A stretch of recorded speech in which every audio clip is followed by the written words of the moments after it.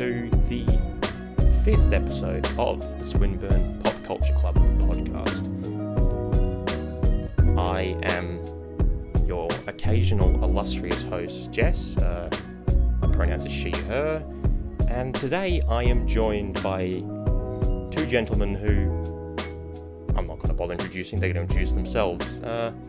Dimmi, who are you? G'day, I'm Dimmi, as you just said. You just introduced me. Pronouns are he, him. How's it going? It's going good. And Oscar? Hello. My pronouns are also he, him. Okay, yeah. So, right. Now, today, you may wonder why I've brought you all here today. And it's for a reason. And that reason is Halo. So the gist of this podcast is we thought, hey, let's do a podcast on not just any Halo, but the first Halo, Halo Combat Evolved, released in 2001. Now, well, we tried to do a thing where we'll play it through. For those of us who haven't played it, we'll replay it. We'll play it for the first time and just in the last few weeks and get our reactions, I played it again, even though I played it 30 times over my life because I just wanted to get my thoughts fresh. But first, let's go. What is our history with Halo? And Oscar, what's your history with the Halo franchise of video games and other media properties? So, my history with the Halo franchise is that I have played exactly half of a Halo game. That being Combat Evolved. And that is not just my history with Halo, but also my history with first-person shooter games in general. So, yep, that's my history. Dimmi, what about you? Oh boy. My dad got me the original Xbox when I was real young, early 2000s, when I probably just barely started talking, and it came with Halo Combat Evolved, and I played up until the third mission, and that's when they introduced a specific enemy type, and they scared me because I was so young, so I stopped playing, and I started playing a few years later. And just never stopped. Played through all of Halo 1, skipped Halo 2, but then I played Halo 3 from launch for, to be quite honest, probably at least 1,000 hours. That was my early high school just life. Halo Reach, and then dropped out, and Halo 3 ODST, which was my late high school life. I'm a Halo fanboy. I eventually got back to Halo 2, which is an absolute classic. What was the enemy that scared you off the first one? Oh, it was actually not the scariest enemy. It was just the hunters. They were just big and scary for a very young me. There is something far scarier, which you probably didn't reach if you got through half of the first Halo game. That's my history. Okay, so yeah. What's your history then, Jess? Okay, well, my history is kind of similar to Dimmi's in that I never actually had. Well, my family never actually had an original Xbox. We had a PS2 around that age, and an N64 around that age.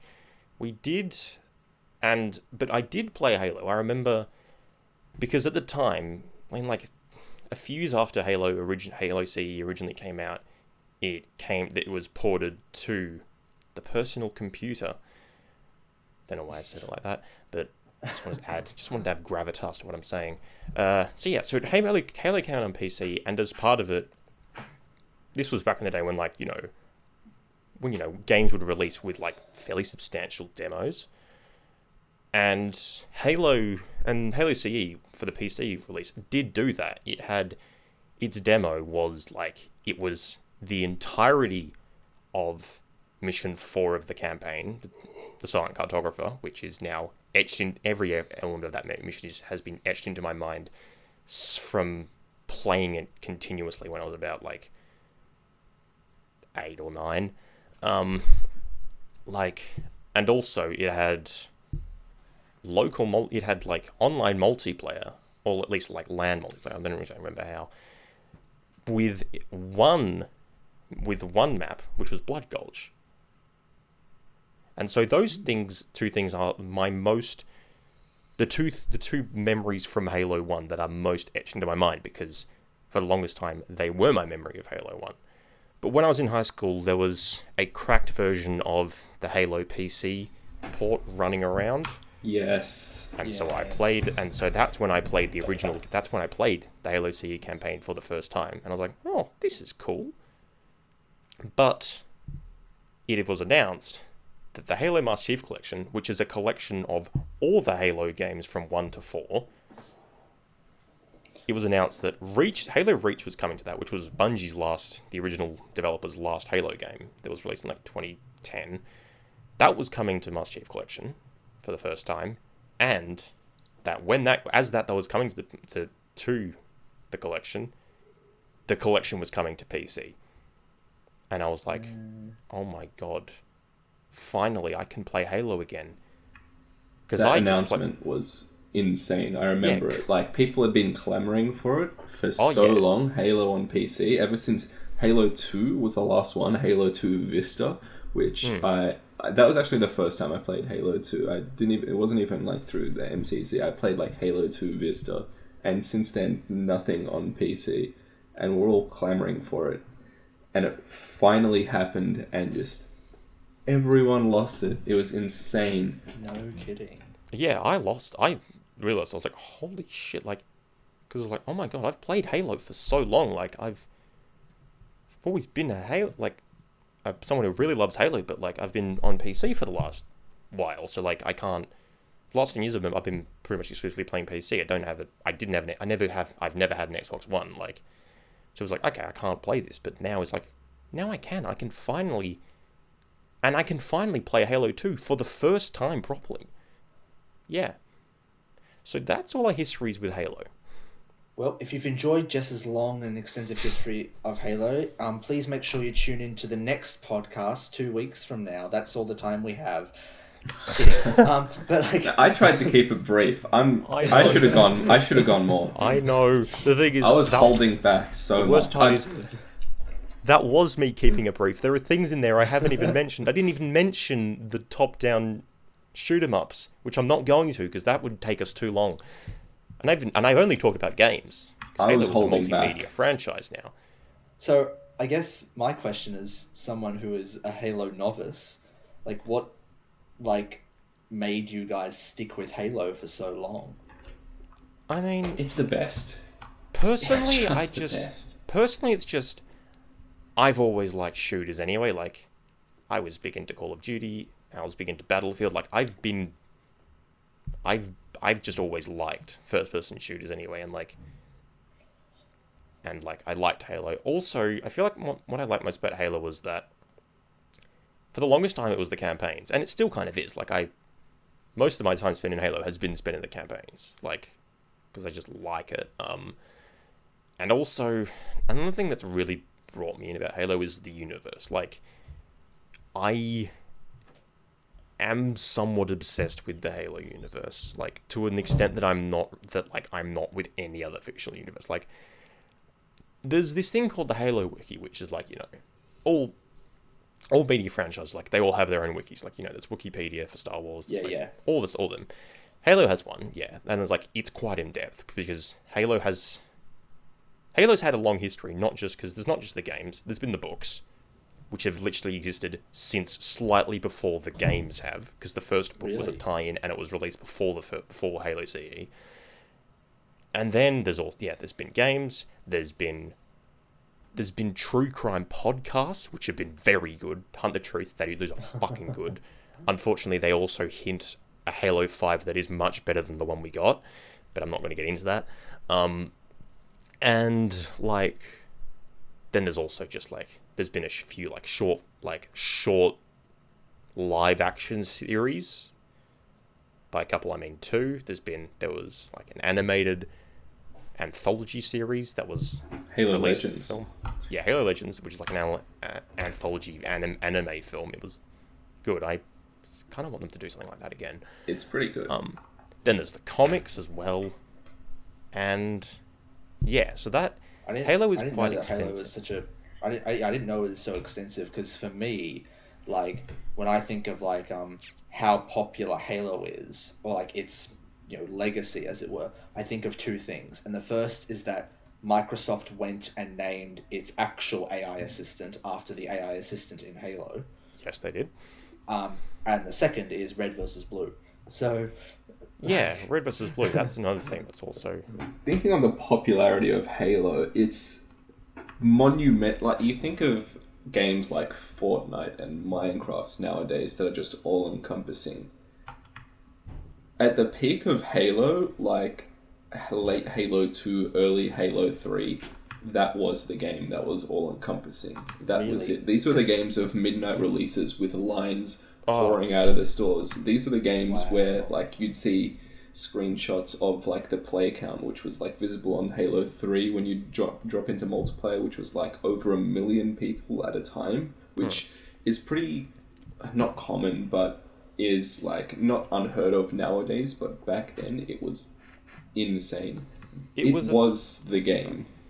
Yeah, it was a thing where it's like it was the biggest piece of the gaming industry for a long time. Like when you knew Halo came out, I was like, all right, that was everything for like a few weeks or months. Like, and yes, the industry and like the medium was a lot smaller back then. So like, yeah, like you look at like how many copies like Halo 3 sold, and it's like it's a lot, and it was more than pretty much any game other in that year.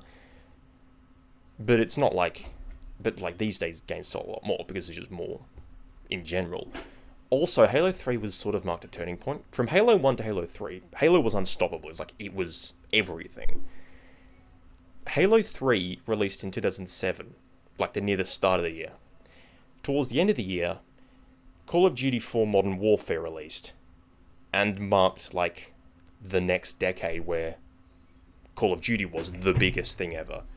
Up until really sort of the end of Halo 3's lifespan, which is a very loose term considering the servers for the original Halo 3 are still up today, but up until the end of its like mainstream popularity, even with Modern Warfare's release, it was still like the biggest contender, if not still on top until it started to die out. Halo 3, that like when I was playing it, and I just played the hell out of both the campaign and the multiplayer. The multiplayer is where I poured in all my hours.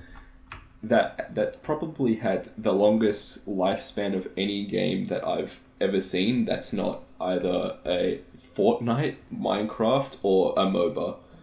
It is absolutely the longest lifespan of any first-person shooter that I have seen, and it outlasted like any sort of expectations for how long a game should last in terms of popularity.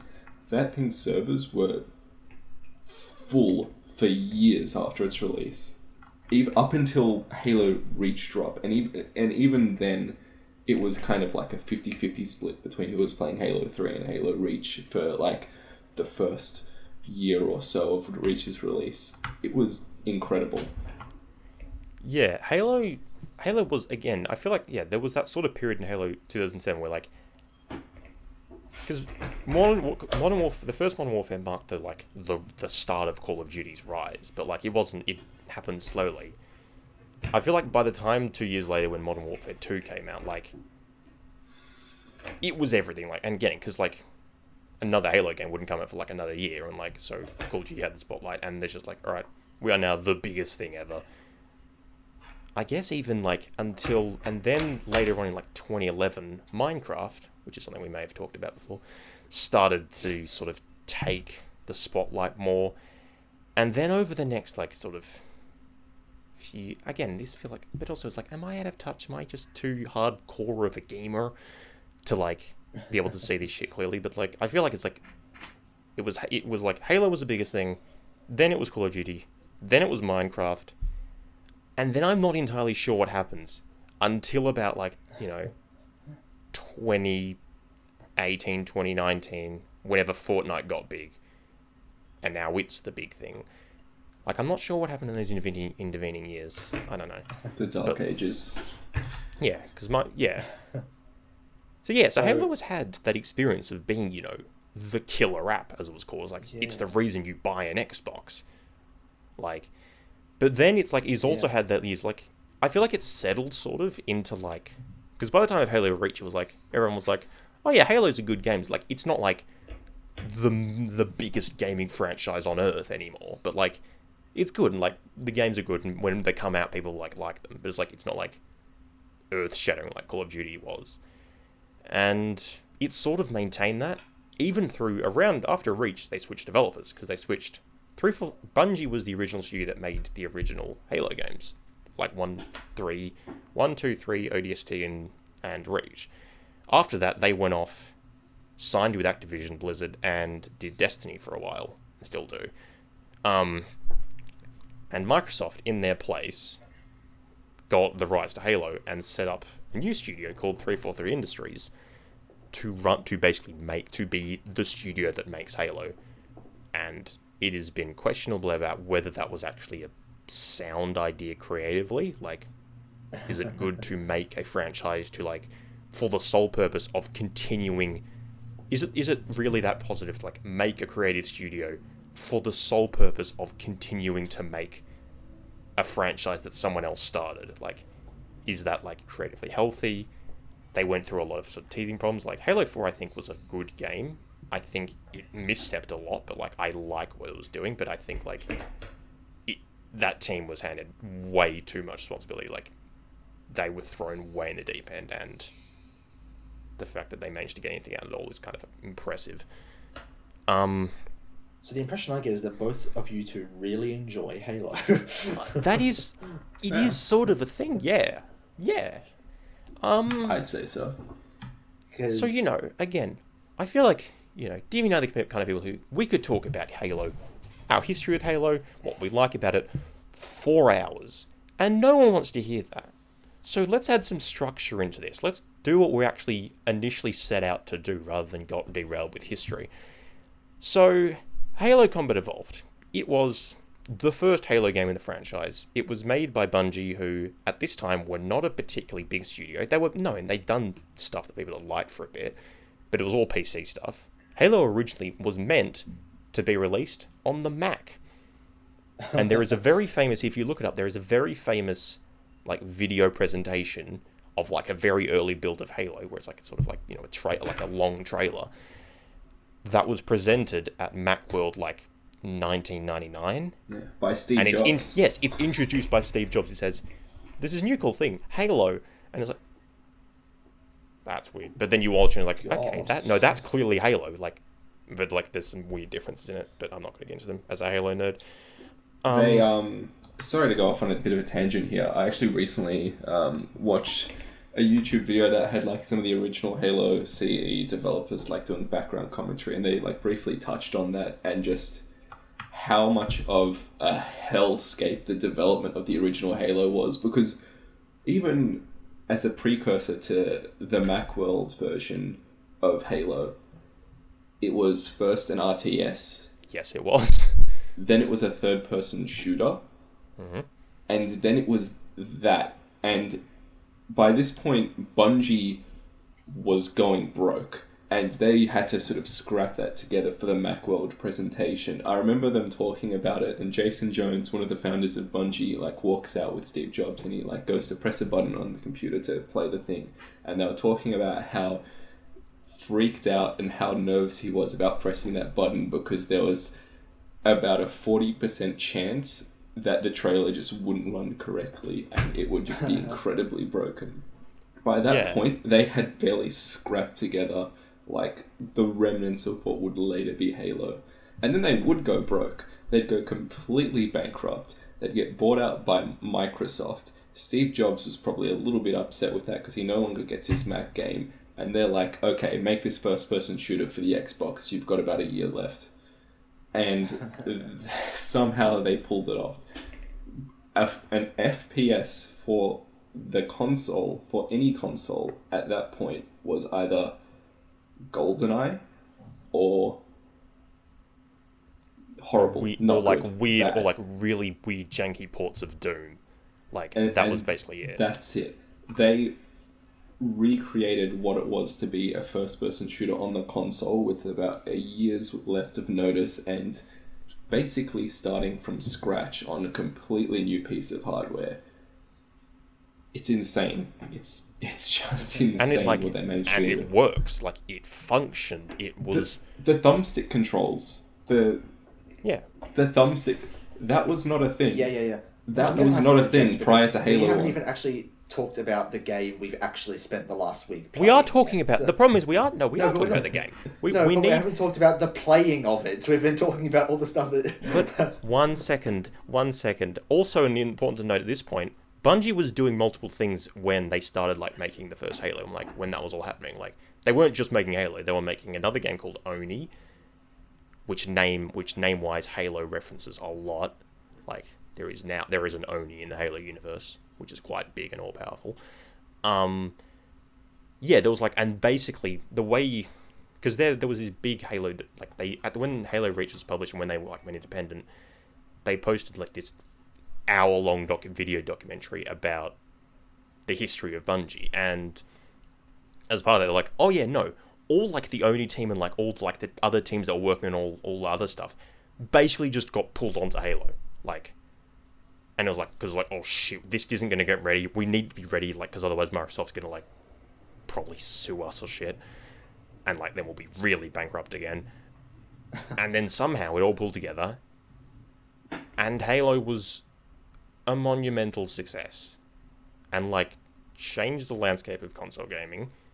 It made the Xbox, because it was a launch title for it. And yeah, Oscar, you do has a good point. We should actually talk about the game. Yeah, I was going to say, so now that we've like spent like half an hour talking about anything but playing Combat Evolved, like, Yeah. can I, as some, like, obviously you guys have made it very clear just how much you love Halo. So can I offer my kind of opinion on after playing Combat Evolved over this past week? Yeah. Of course. I didn't like it. I really did not have much fun playing it, to be honest. And I don't know whether that's the game or like I just don't like. I haven't really played much in terms of first-person shooters even up to this point. So it could even just be that. But I think the best way I can explain it is my favorite games outside of Minecraft are Super Smash Brothers and the Bayonetta games, which obviously are still combat-oriented games. Like, obviously not in any way similar to Halo, but they still focus on, defeating enemies in a sense. What I think frustrated me playing Combat Evolved is that there's not much connection, I suppose, between you and engaging with enemies. Like, you just kind of point at them and shoot them. What I really wish I had had was a dodge or a block button. Like, because I just found myself like constantly taking damage without even realizing it. And then like, oh crap, my health is low or my shield is low. I need to like hide and recharge. Like, oh, there's no cover. I guess I'll die. Like, I mean, part of the reason of that is, I mean, how do I word this? All of the enemy weapons, literally every single one of them, are projectile based, not hit scan. So instead of just they aim at you, bullet hits you, they aim at you, projectile comes out of gun, and then it hits you. A lot of Halo is learning the movement and being able to not get hit, I guess. And that's kind of part of the sort of reason behind that sort of development style where... because the AI in Halo 1 is very good. You will die. I'm not surprised that like you had a rough time like that, because in terms of a 2001 game, the AI was insane. But they all had projectile weapons, which means they can all be dodged and they can all be outplayed. It's just very difficult to... But yeah, no, I completely understand where you're coming from. Can I ask, Oscar, what difficulty were you playing on? normal. Okay, yeah. Speaking of, like, you say, like, oh, I wanted to dodge, like, I wanted to block.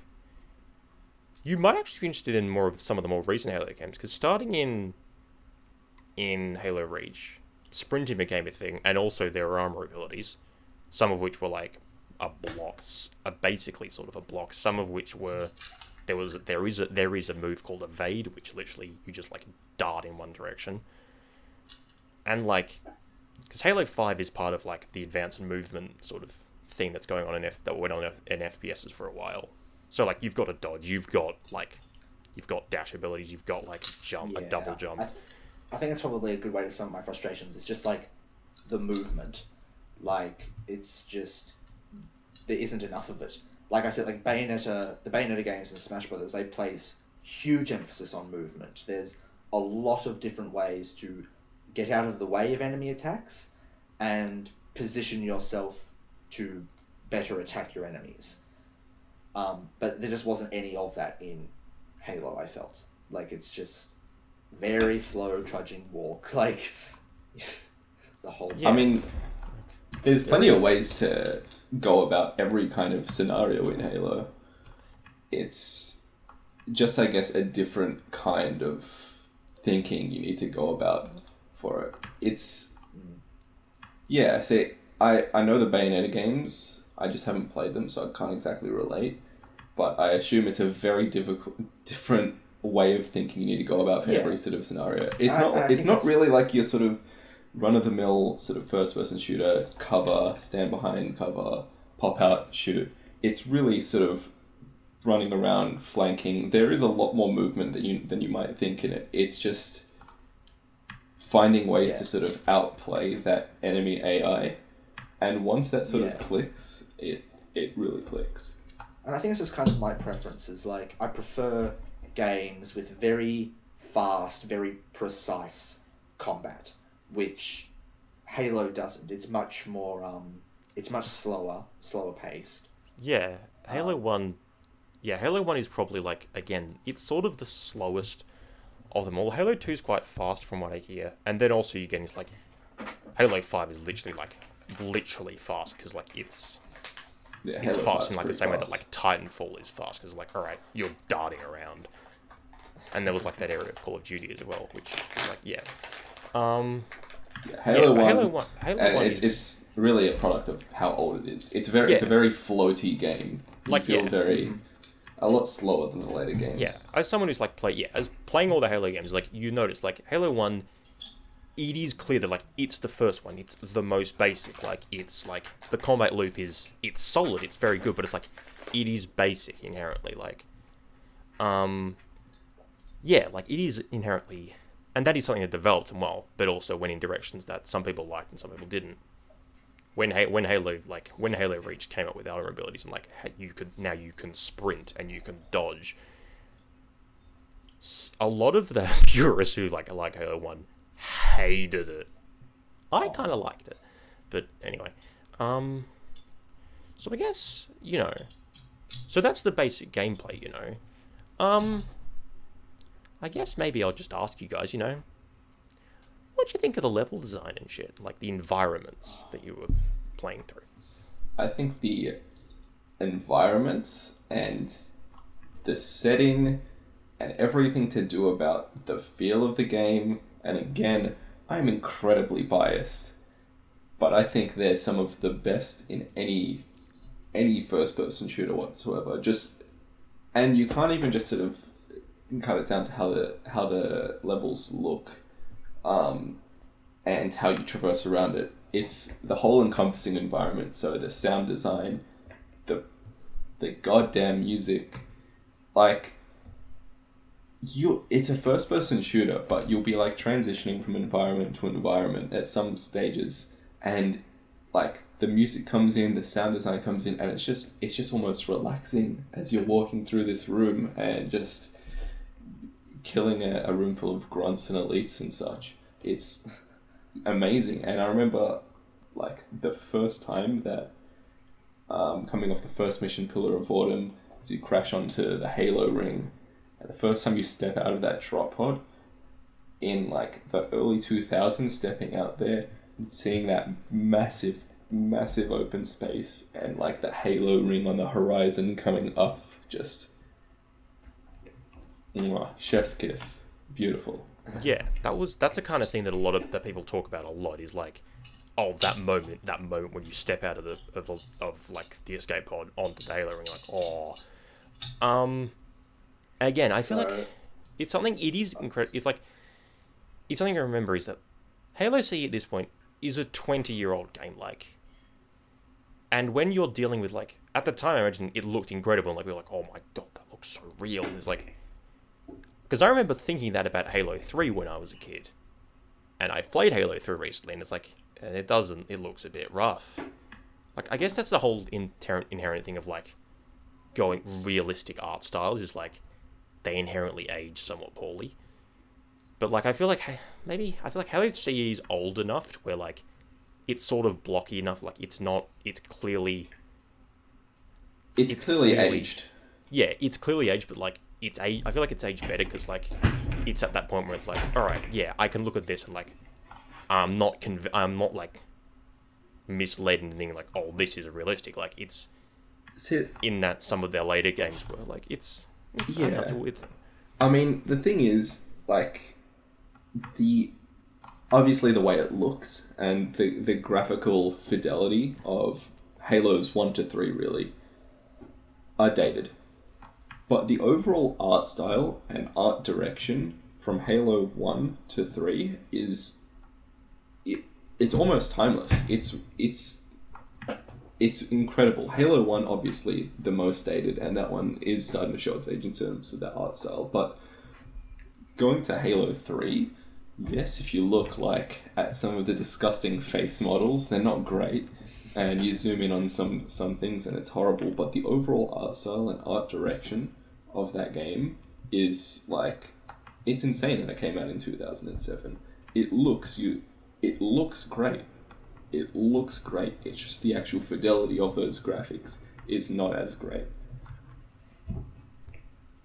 I'll offer my 2 cents on this. On like, yeah, as you know, you're the artist. Well, yeah.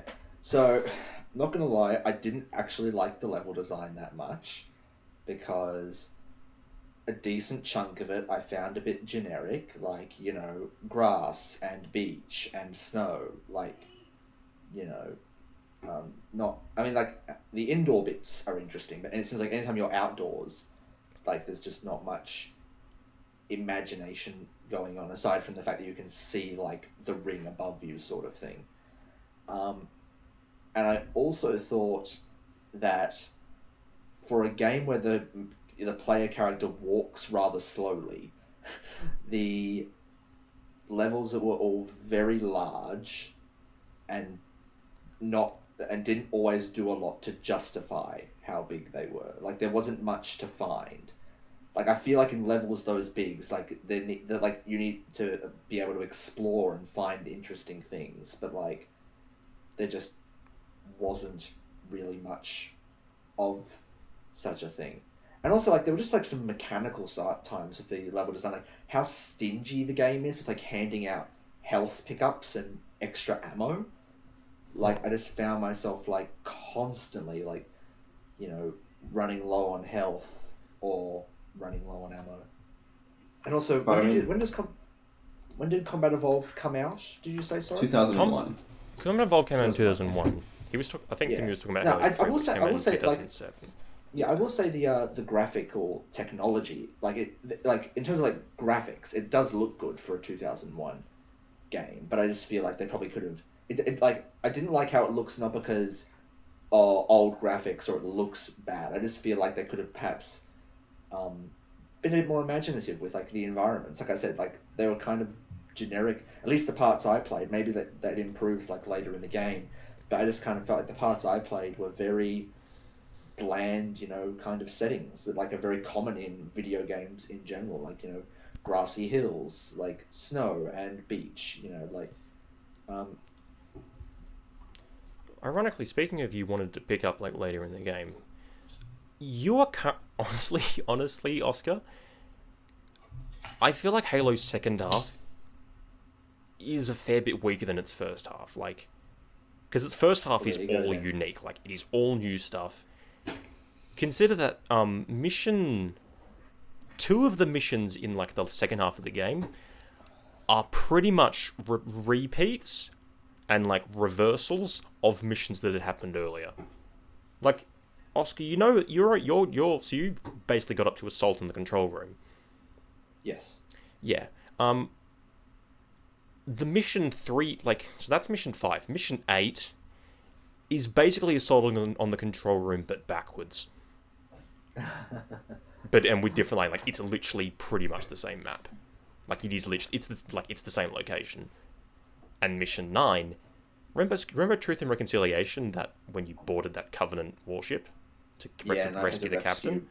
Captain Keys. Yeah. You go back there in mission 9.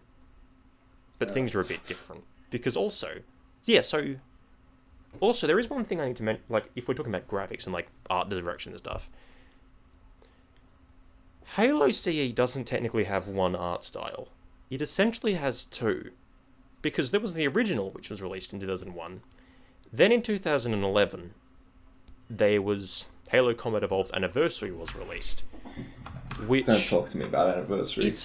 It's a weird remaster. It's a weird remaster, because, like, you know, some remasters, like, alright, we'll remake the game, but in a new engine. Like, this one takes place in pretty much the exact same engine, but with textures and lighting changed.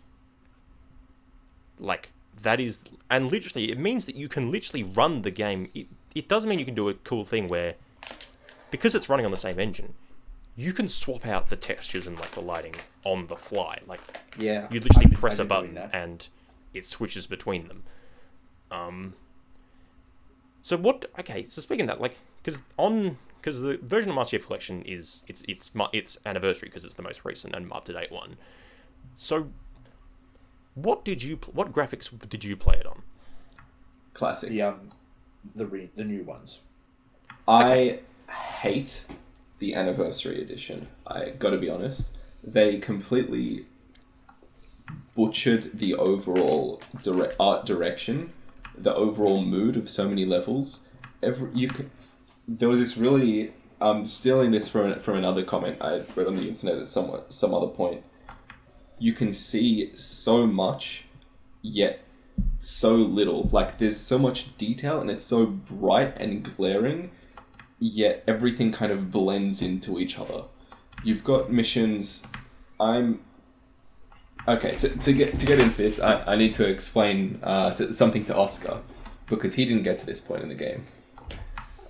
Shortly after Assault on the Control Room, it's 343 Guilty Spark, which is when the game takes a massive turn.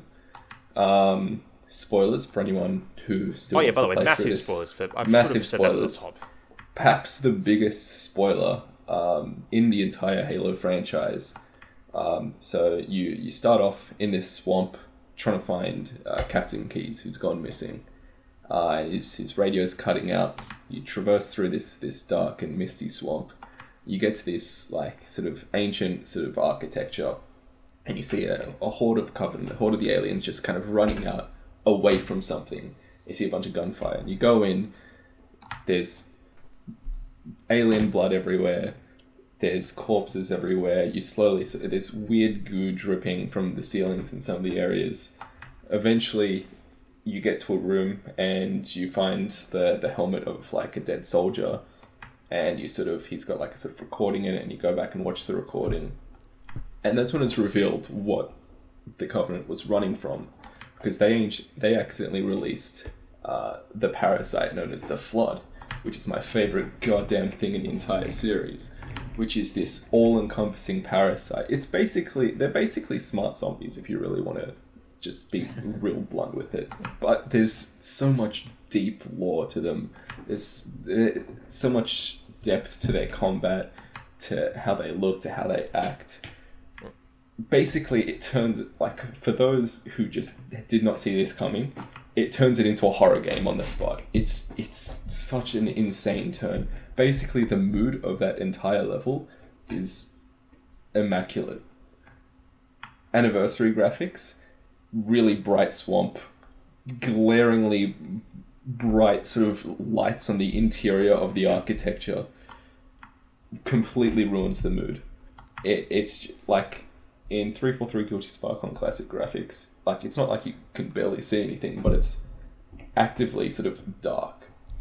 And the lighting in there means something. You turn on anniversary graphics and the lighting means nothing. It just... Yeah. Generic first-person shooter number 364. Yeah.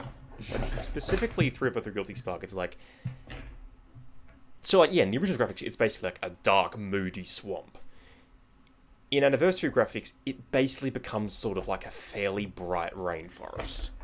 Now that I think about it, I don't know if that might have to do with your distaste of like the overall sort of environments and such, Oscar. On classic graphics, yes, they're still the same basic environments of grassy hills, snow, beach, but the actual architecture and the structures that are there, like, yeah, like, they're structures, but like the art style is, it makes it feel so foreign, so like alien and yet ancient at the same time. I can't really explain it without going like further deeper into the lore than I already have. But yeah.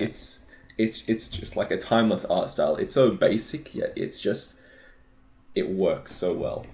Yeah, Halo 1 Anniversary was like, because it was the first of 2 Anniversary. They also did Halo 2 Anniversary, which is actually good.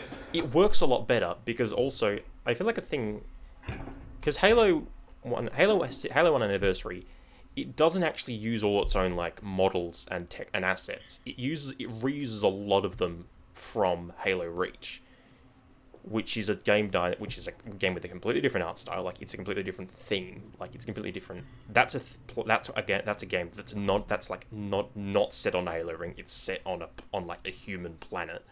It's like, it is a very grounded game. It doesn't work in Halo 1 for 1. Like, yeah, I feel like Halo 1 Anniversary, I can understand why they did it. And like, I think it's cool that like technically that they pulled that off and like it works. I just think it was a bit of a misstep. Yeah.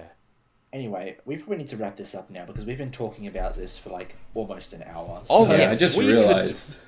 We could talk again. We could talk about Halo. I won't forever. let that happen. Jess, you prepared a Halo quiz for us, did you not? I have prepared a Halo quiz. Thank you for mentioning that, Oscar. If you listen to one of our previous podcasts, the Minecraft podcast, you'll note that for that, I made a fun little quiz. However, this one, we only, as opposed to having 4 contestants, we only have 2.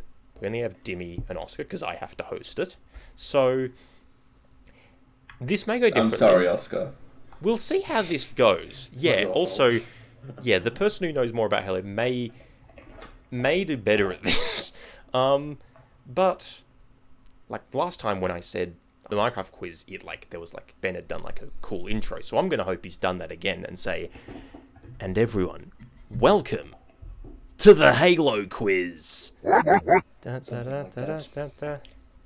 So, I have written, in a definitely not rushed fashion again, I have written 10 multiple choice questions. They are all basically, but 2 of them are related directly to Halo Combat Evolved, to the game that you two have both played. So, Oscar, theoretically, you should be okay with this, roughly. Right. Because it's all related to a game that you played. There are others that don't, but, anyway. So, 10 multiple choice questions, each with 4 options. I will read out the question. I will then read out the options. After that, you could buzz in with your name and answer the question. If you're right, you get the point. If you're wrong, I hand it to the other person, and maybe they get the point, or maybe you both just lose. So, fuck it. Let's get started. So, yes, question 1. How many multiplayer maps was Halo CE released with in 2001? Oscar. Was it A? No, I'm I forgot about that part.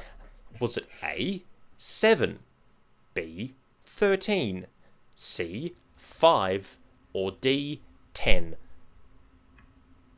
Dimmi? Dimmi. Oh, I think it was 10, but I feel like I'm wrong. Your feeling was correct. You are wrong. Damn it. Oscar, do you want to take a punt? Was it 5? 5 was incorrect. Oh, but I guess it's no So- point to either of us then. Yeah, so neither. Yeah, the answer was God. 13. The answer was 13. It was 13. Okay. They released the Halo PC version released with a few more less well-made maps. A few. Also, fun fact about Halo. I like the Halo is- PC maps. Yeah, well, they were alright. They were big. That big unnecessarily island one, I thought that was so cool. That was just a rehash of Silent Cartography. It was all very weird. Yeah, but it was cool as a multiplayer map. It was neat. We're just flying around in a Banshee on like a big team battle. It was a nice experience. Let me have Weirdly. my nostalgia. So it's weirdly, that's the thing. That's the thing I didn't mention earlier, but may as well mention it now. Halo CE's multiplayer is very fondly remembered. Like originally released on when it released on the Xbox, it had the only way you could play multiplayer was in 4-player split screen or using System Link, where you literally just plugged 2 Xboxes together. Oh, it was so good. I remember Fun I never fact. had any big sort of multiplayer sessions, but I'd go to my cousin's place and he'd be doing like a massive 4 Xbox System Link with like 16 players and like 4 TVs running Halo. It was so good. Yeah, Wow. yeah, it was wild. And the weird thing for such a massive feature, and like Halo became known for its multiplayer, like it was a massive feature. It was pretty much a last-minute addition. They weren't planning to do it until some people on the team prototyped it. I'm like, oh, this is actually quite fun. And they're like, oh, this is quite good. Let's put this in, and let's see if anyone cares. Turns out they did care. They cared a lot. And Yeah. the rest is history. The Next rest question. is history. Question 2. How many species of the Covenant appear as enemies in Halo CE? Was it A, 4, B, 3, C, 7, or D, 5? Dimmy, Dimmy. 4. Correct. I saw you counting them with your hands. Correct. Can you name them Oh, for that's me? depressing. Grunt, Elite, Jackal, Hunter. Correct. Fun fact, hunters aren't actually big, they're just worms They're- that all coalesce into they're a little single worms. being. And they reappear in Halo 3, not just as hunters, but also as scarabs, which are big walker things. They're make a big mech. It's Really also cool. why they can't. So the Flood, they get their little spore things and they attach it to you and they infect you and they turn you. It's also why they're really difficult to infect because they can't just attach a Flood parasite and turn it. You'll turn one little worm, and the rest of the hunter is just okay.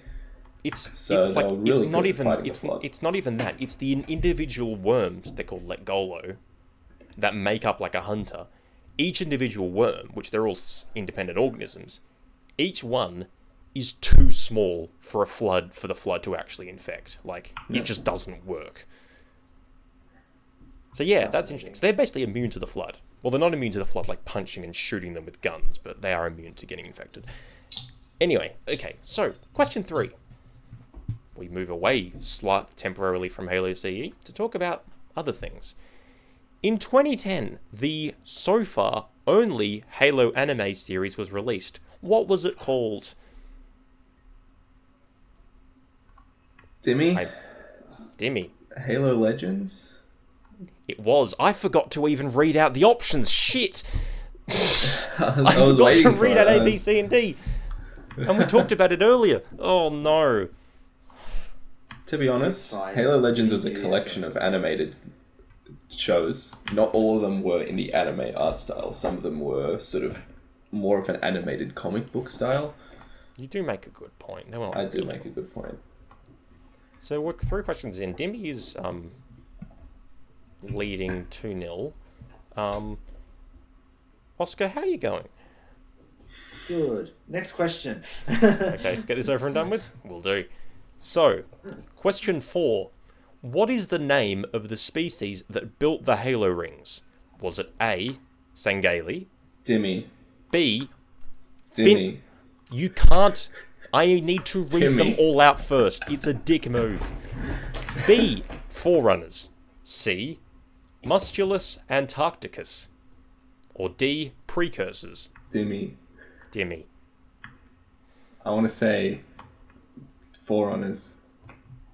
you're correct. Dimmi, you are now on 3 out of 4. Okay. You know what? I think we need to make this fair. Next question, Oscar gets a first shot at. That's rude. Okay. Question 5. What ship class does the UNSC Pillar of Autumn that is featured in Halo CE belong to? So that's the big ship that you Yes, I know start what the that Pillar like of Autumn is. it's called the Pillar of Autumn. That's the first Devil's name. It's the big ship that appears and then eventually crashes on the Halo ring. Is it A, a Paris class heavy frigate, B, an Orion class carrier, C, a Halcyon class light cruiser, or D, an Arleigh class destroyer? Okay, the one that rings a bell the most is the Ryan one. Unfortunately, that is incorrect. Damn. Dimmi, do you know this? I'm actually not 100%. Is it A? It is not. The Paris... Oh. Okay, so, the Orion class carrier is a thing that just exists elsewhere in the lore. It doesn't really appear in the games ever. But also, it's a carrier, so I thought, alright, that might confuse you. The Paris class heavy frigate only appears in Halo Reach. Which But one's otherwise the... doesn't. So the correct answer was C, Halcyon class light cruiser. Also, is. D, Arleigh class destroyer. That's just literally a destroyer that the US Navy uses today. Nice. That's not in Halo Reach. What was the Paris class in Reach? The Paris class was only in Reach. It was basically the frigate in Reach. Frigates are basically the only ships that appear in like Halo 2, 3, and Reach.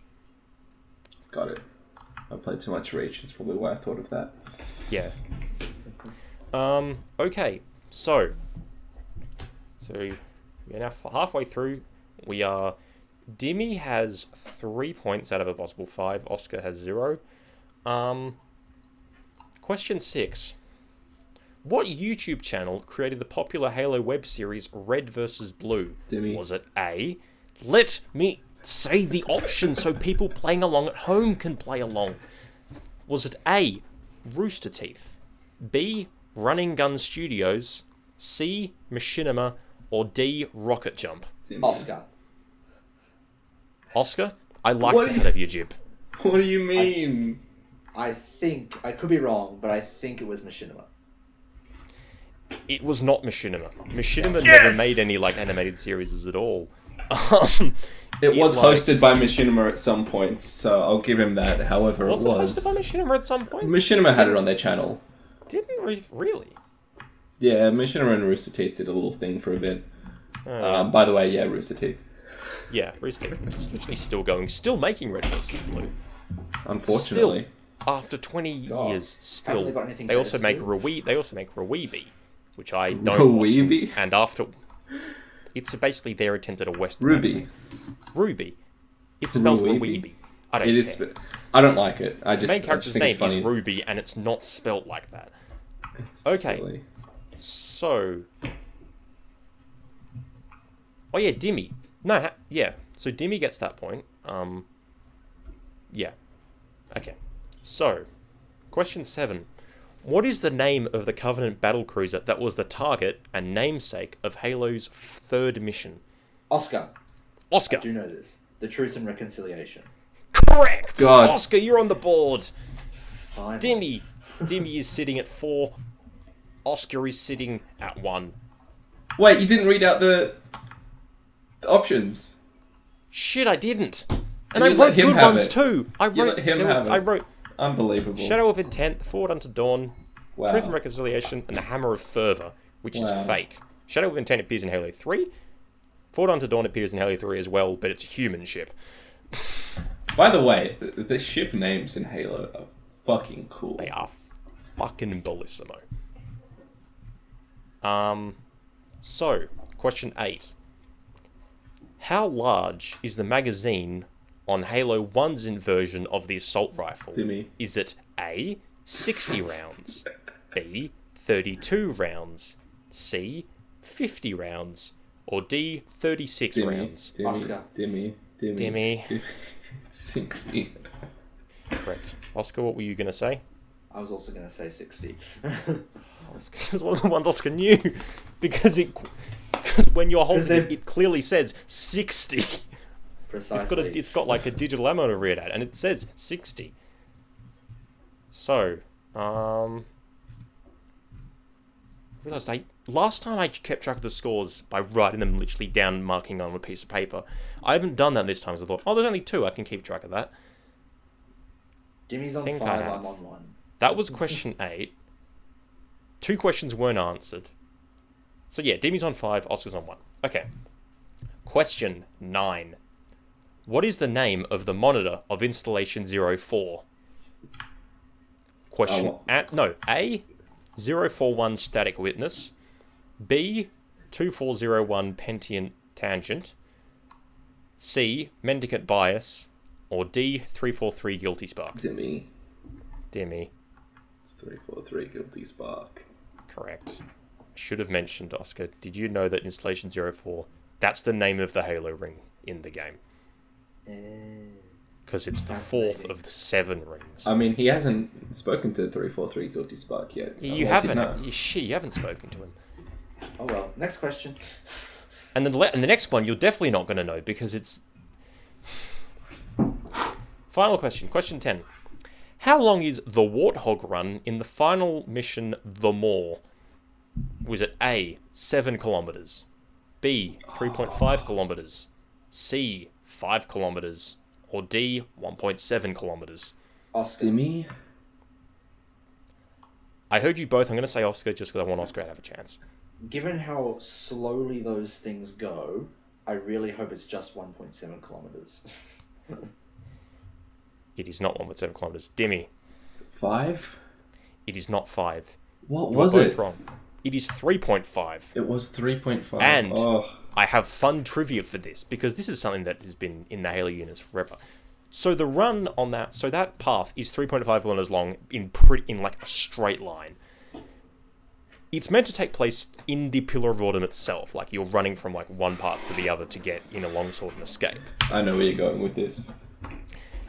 Yeah, from bow to stern, those are the correct ship terms, right? From front to back. The Pillar of Autumn is only 1.17 kilometers long. The run is physically impossible. It doesn't fit in the ship. My favorite bit is how, like, sort of in the middle of the run, you stop and, spoiler alert, Echo 419 is coming to pick you up, but she gets taken out by a Banshee and crashes and dies. And you're sort of sitting on this little bridge, and you're out in the open. So that would hypothetically mean that the Pillar of Autumn is connected by a massive front bit, massive back bit, and tiny little bridge connecting the two. Oh yeah, it does not. The run does run not make sense. any sense, especially considering the hangar that you're running to is on the side in the middle. You see it when in the final cutscene. You see like where the hangar is. It's in the middle. It doesn't make any sense. The only explanation I've heard for like cool how it could. The only explanation I've heard from like a lore guy from like, okay, here's how you could potentially make it work. Requires you to make all the ships twice as big. Seems Like good. if the Pillar of Autumn is twice as big and it does a turn, and the run does like a turn, so you like go from one level down to another and go back. It's a fucking nightmare. Gameplay wise, amazing ending. It is a good ending. And Also, it's so good another that little they fun just, fact. It's so good they just did it again in Halo 3. Halo 3 was even better. Another cool fun fact.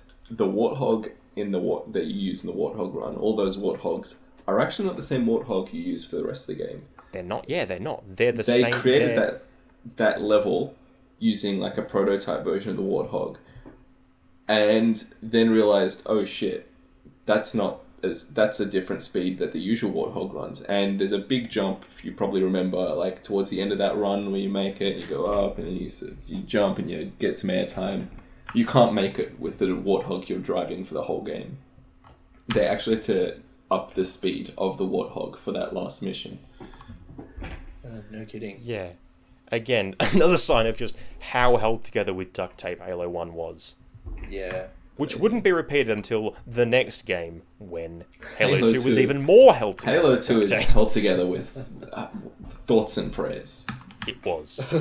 So, we've come to the end of the Minecraft quiz. So, that was... Halo quiz. The That was Minecraft Halo quiz. The Halo quiz, shit! Got Minecraft quiz in the brain. So that was 10 questions. 3 were not answered correctly by either of you. I'm The remaining disappointed in 7. myself. Oscar, you got 1 point. Whoopee. Dimmi, you got 6. Dimmi, Dimmi you have won the Halo quiz. Congratulations. How does it feel to do your Disappointed. victory speech? No, To write I'm down. disappointed in myself. I should have done better. I should have known that it was halcyon class. I should have known that it was 3.5 kilometers. I should have done better.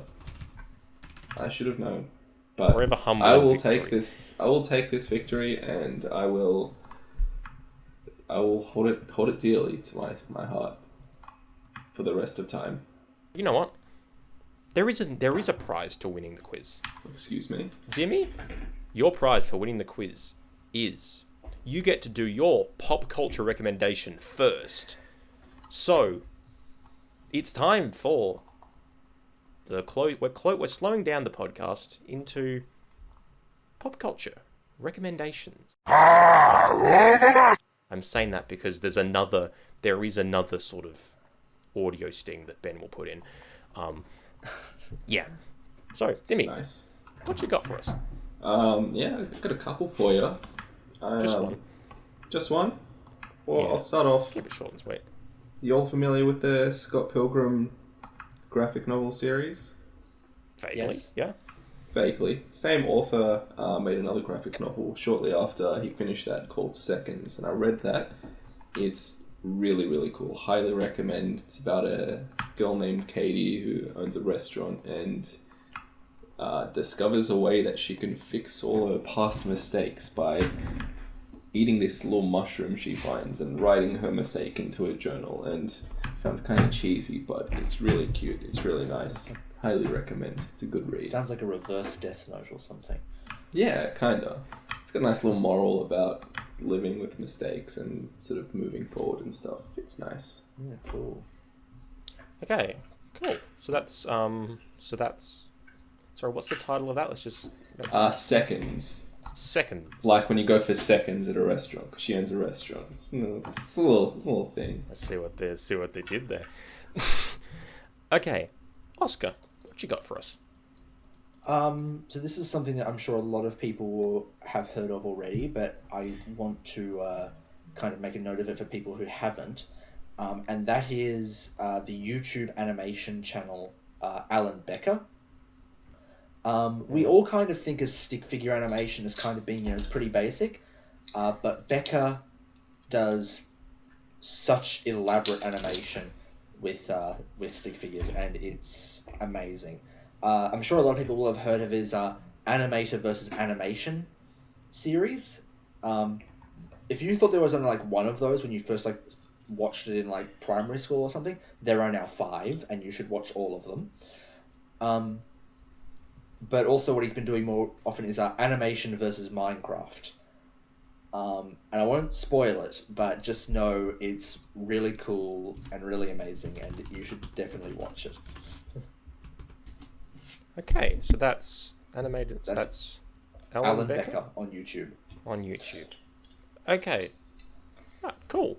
All right. And now we come to my recommendation.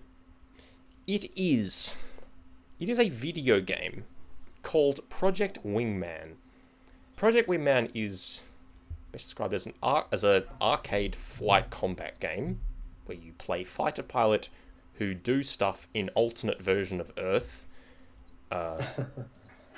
It is basically a fan-made version of a sort of fan-made homage to the video game series Ace Combat, which is a similar arcade flight action game. This one was made by one guy from Perth doing stuff over the internet with a musician from America, I think. So basically, yeah, one guy from Perth made this game, and you could not tell if you look at it. It's very well done. It's very cool. I like it a lot. It has a lot of cool ideas that I hope Ace Combat steals. And I just really like having another very good flight combat game, because we don't have enough of them, because Hawks disappeared. Okay, so that's I think Project that Wingman. ends our recommendations. I think that does end our pop culture recommendations for this. I say week, but we do this every fortnight, so This fortnight. this fortnight. So with that, I feel like we should bid adieu to the Halo podcast, to episode 5. I think so. Been a bit of a rambly one. It's been a rambly Yes, one. it At has. first I thought, because we only have 3 people, that, this could be a shorter one. No, No, this is it one of the wasn't. longer ones now. Yeah, so we'll see what Ben makes of this in the edit. I hope he can work his magic, because otherwise this will be a real mess. He probably hates us now. Yeah, sorry, Ben. So, with that, we say goodbye. Bye. Thank you for listening. Bye, Oscar. Bye, Dimmi. Farewell. Bye. Have a good one.